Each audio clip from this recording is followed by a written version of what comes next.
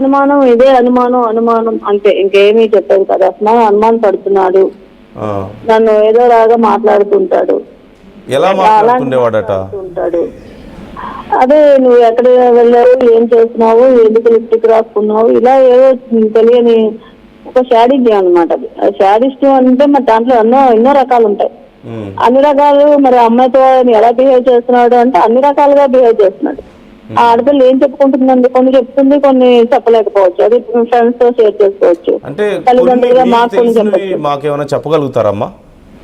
మాకు చెప్పేది ఇదేనండి. మా అమ్మాయి బాధపడుతూ ఉండేది ఇలా నేను వచ్చాక అన్ని చెప్తానమ్మా, ఇదే లాస్ట్ మాతో చెప్పింది. అమ్మ నేను వస్తాను, నేను వాడు పెట్టేవన్నీ మీకు చెప్తాను, వాడు ఏంటేంటి నన్ను ఎలా బాధలు పెడతాడో నేను చెప్పేది మీకు కొంచెమే, నేను వచ్చాక అన్ని చెప్తాను, అప్పుడు మీరు వెళ్ళమంటే వెళ్తాను, వద్దు అంటే మానేస్తాను. ఇదే చెప్పవలసింది. మనం అందరం కలిసి మాట్లాడుకుని తీసుకున్న నిర్ణయం.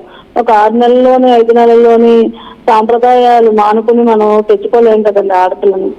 అలా అని మేము అనుకుని తను కూడా అలాగే చెప్పడం జరిగింది మాకు. అమ్మ నేను రాను, నేను వచ్చి ఇవన్నీ చెప్తాను మీకు, మీ అందరూ ఫ్యామిలీ అందరూ ఏం చెప్తే అదే వింటాను అని చెప్పడం జరిగింది. ఈలోగానే వాడు ఏంటి చేశాడు అన్నది అమ్మాయి చెప్తుందనే భయంతోనే ఇలా చేశాడని మాకు అనుమానంగా ఉంది. అయినా అంత అర్ధరాత్రి అప్పుడు అక్కడ తీసుకుని వెళ్ళి తనను చంపవలసిన పని లేదండి. ముస్సోరిలో ఏం జరిగి ఉండొచ్చు అని మీకు అనిపిస్తుంది? ముసూరి అనేది కొంచెం బాగానే ఉందండి. ముందు వెళ్ళేది ఏరియా అంతా చాలా బాగుంది. అసలు అదొక టూరిస్ట్ ఏరియా సార్. అది అందంగా ఉంది, చాలా అందమైన ఏరియా. అలాంటిది అక్కడి నుంచి 7 కిలోమీటర్ల దూరం తీసుకెళ్ళదు. కియాన్స్ హోమ్ స్టే అన్నది అది ఒక శ్మశానం లాంటిది. అక్కడ నాకు తెలిసి మన మనుషులు ఎవరు వెళ్ళరు.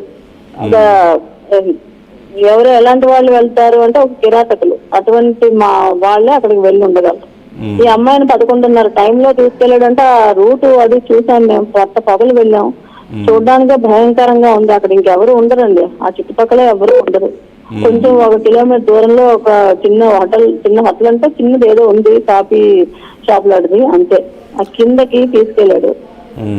అక్కడ తీసుకుని వెళ్ళి మరి అక్కడ ఏంటి చేశాడు అన్నది తెలియదు అండి. మాకు 14వ తారీఖు రాత్రి 11:30 నుంచి 16వ తారీఖు మధ్యాహ్నం 1 గంట వరకు జరిగిందంతా కావాలండి. మా వాళ్ళు అక్కడికి వెళ్ళేసరికి కనీసం మా వారే వెళ్ళారు, బాడీ కూడా చూపించలేదు, ఒక ఫేస్ చిన్నది చూపించారట అంతే.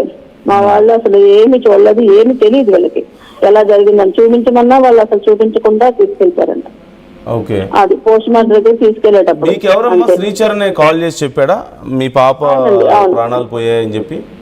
అవునండి, ఉదయాన్నే చేశాడు. అబ్బాయి రాత్రి 1:30కి ఒక ఫోటో పెట్టాడు. నాకు ఎప్పుడు మా పాప పెళ్ళి ఇన్నాళ్లలోనే అబ్బాయి అలా ఫోటో పెట్టడం నేను చూడలేదు. అలాంటిది వాట్సాప్ లో కూడా ఆ అబ్బాయి అమ్మాయి కలిసిన ఫోటో ఆ అబ్బాయి వాట్సాప్ లో నేను ఎప్పుడు చూడలేదు. అదే ఫస్ట్ టైం చూడటము. మాకు ఫోటో పంపించింది ఫస్ట్ టైం అదే నేను చూడడం. అబ్బాయి అంటే తను బాగా ఉన్నామని నాకు చెప్పడానికి. మీకు ఆ ఫోటో పంపించి ఏమని చెప్పాడు మీకు? ఏం లేదండి, రాత్రి 1:30 పెట్టాడు. నేను ఉదయాన్నే లేచి చూశాను. ఉదయాన్నే ఫోన్ చూశానండి. ఈ ఫోటో చూస్తున్నాను ఇంకంతే. మా వారికి మాత్రం ఫోన్ వచ్చింది, అండ్ నార్మల్ ఫోను. అది రింగ్ వినిపించలేదని వెంటనే నా దాని నుంచి ఎందుకో చేశాడు కదా అని నేను మళ్ళీ ఫోన్ చేశాను ఇంట్లో వేరే ఫోన్ నుంచి. చేస్తే ఒకటే అస్త దీంట్లో పడిపోయి ఉంది, చలనం లేకుండా ఉంది గాయత్రి అనే ఒక మాట చెప్పాడు అబ్బాయి. అంతే, మాకు చెప్పడమే అది, ఇంకేం లేదు. అయితే ఈయన అన్నారు అలా ఎలాగే అవుతుంది, నువ్వు ఏదైనా చెయ్యి, చలనం అంటే హార్ట్ బీట్ అది చూడు, మామూలుగా చూడు, లేదా అంటే హాస్పిటల్ వాళ్ళని పిలిచి చూపించు అన్నారు. మాకు చెప్తే మేమేం చేస్తాం అన్నట్టు మాకు ఐడియా లేదు కదా అనుకున్నాం. అలా అని అంటే మరో 10 నిమిషాల్లో వాళ్ళ అమ్మగారికి నాన్నగారు బయలుదేరిపోతున్నారు. అంటే మాకన్నా ముందే వాళ్ళకి చేసి ఉండొచ్చు, వాళ్ళ చుట్టాలు అందరూ ఉన్నారు, వాళ్ళకి ముందే చేసి ఉండదు. మాకు 8 గంటలకు చేశాడు, 8:05 లోపు చేసి ఇలా చెప్పాడు అంతే, ఇదే మాట. ఈలోగా ఫ్లైట్ టికెట్ మేము ఎలా వెళ్తామంటే మాకు తెలియదు. మా అమ్మయ్య మాకు అన్ని తనే తీసుకెళ్తుంది, తనే చూపించింది, ఏదైనా తనే. మాకు తెలియదు ఫ్లైట్లు గట్రా చేయించుకోవడం. ఆ అబ్బాయి గడితే ఎందుకు నేను చేయించేస్తానని మరొక 1 గంటలోనే, అంటే గంట కూడా ఉండదు, 45 నిమిషాల్లోనూ ఫ్లైట్ టికెట్లు పంపించాడు మా ఇద్దరికి. అబ్బాయి గారు మామగారు ఇద్దరు వచ్చేయండి అనేసి. అది ఇప్పుడు ఏంటైంది అంటే ఏం చెప్పడు. వీడియో కాల్ చేశాడు, వీడియో కాల్ కూడా అబ్బాయి రికార్డు చేసుకుంటాడు, ప్రతిదీ పిన్ టు పిన్ రికార్డ్ చేస్తాడండి. ఎవరితో ఏం మాట్లాడినా చేస్తాడు. ఆ అబ్బాయి ఏం మాట్లాడతాడో అది మ్యూట్ లో పెట్టుకుంటాడు. మనం ఏం మాట్లాడుతూ అదే మా అమ్మాయికి కూడా అదే చేసుకుంటాడు. తను ఏం మాట్లాడుతుందో అంటే ఇప్పుడు భార్యాభర్తలు ఇద్దరు దెబ్బలాడుకోవచ్చు నాకు తెలిసి.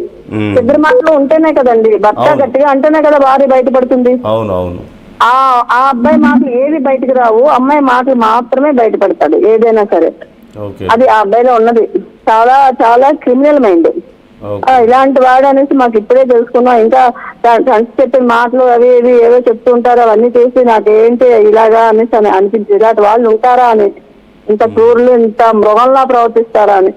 ఆ అబ్బాయి అయితే పచ్చి మృగం అండి, ఇంకా ఇంతకన్నా నేను చెప్పలేను. ఇది ఆడపిల్లల తల్లిదండ్రులు అందరికీ నేను చెప్తున్నాను. అంటే మా చాలా పెద్ద డిస్కషన్ అవ్వడానికి 2 కారణాలు. ఒకటి, మీ పాప హెల్త్ కండిషన్ విషయంలో అంటే ఏదో లో బీపీ ఉందని చెప్పాడని చెప్పేసి ఒకటి విన్నాం, దానివల్ల జరిగి ఉండొచ్చు అని కూడా అతను అన్నాడని చెప్పి మేము విన్నాం. రెండోది, మీరు అంటే ఎవరి పిల్లలకి సంబంధించిన హ్యాబిట్స్ అయినా పబ్లిక్గా షేర్ చేసుకోవడం కొంచెం కష్టంగానే ఉండొచ్చు. సో జస్ట్ మేము అడుగుతున్నాం, ఈ విషయం కేసులో వచ్చింది కాబట్టి. అంటే డ్రింక్ చేసింది, తను వైన్ తీసుకుంది అని చెప్పాడని చెప్పారు. అంటే తనకి ముందు అలవాటు ఉందా, లేకపోతే అదే ఫస్ట్ టైం అని మీరు అన్నారంట, నిజమేనా?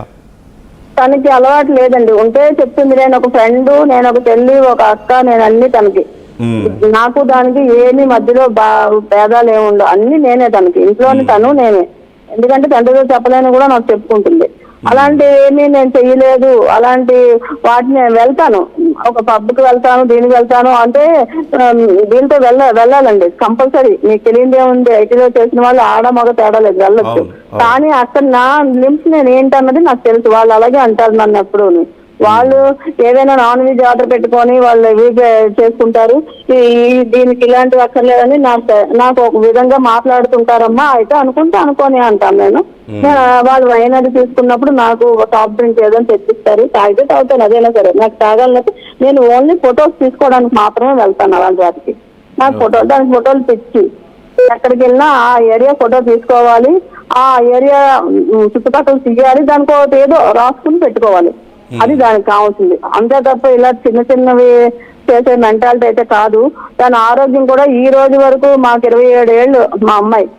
ఈ రోజు వరకు మేము ఒక రోజు మా పాప కోసం అనే హాస్పిటల్లో ఉండడం మాకు తెలియదు ఈ రోజు వరకు. అది ఎవరు నమ్మినా నమ్మకపోయినా నమ్మవలసిన నిజం అది. ఎందుకంటే ఎప్పుడు దానికి ఒక చిన్నది ఆ ఆరోగ్య సమస్య అన్నది రాలేదు. ఈ జలుబు దగ్గు వస్తేనే మేము కంగారు పడిపోతుండేవారు, అయినా అది పేజీగా తీసుకునేది. ఇది ఇలాంటి వాటికి ఎందుకు లొంగిపోతాం అని. అలాంటిది దానికి ఎప్పుడు అలాంటి ఇవి కూడా లేవు. లో బీపీ అంటున్నాడు, లో బీపీతో చనిపోయేదే కాదండి, డాక్టర్లు కూడా చెప్పారు. హై బీపీలు గట్రా ఉంటే ఏమో తప్ప లో బీపీకి ఇలాంటి ఏం రావు, బ్రెయిన్ స్ట్రోక్ రాదు. అంటే వాడికి ఏది నోటుకు వస్తే నువ్వు రాసిస్తే అయిపోతుందండి. నీకు నోరు ఉంది, నీకు ఇది ఉంది చెప్పేస్తే వినేస్తారు అంటే ఎవరు వింటారు? ఇలాంటివి వినాలి. మెజిస్ట్రేట్లు అన్ని కోర్టులు ఇవన్నీ ఉన్నాయి కదండి, అవన్నీ చూసుకుంటాయి అవి. అంటే నేనైతే ఖచ్చితంగా నమ్ముతున్నాను వాడే చేస్తాడని.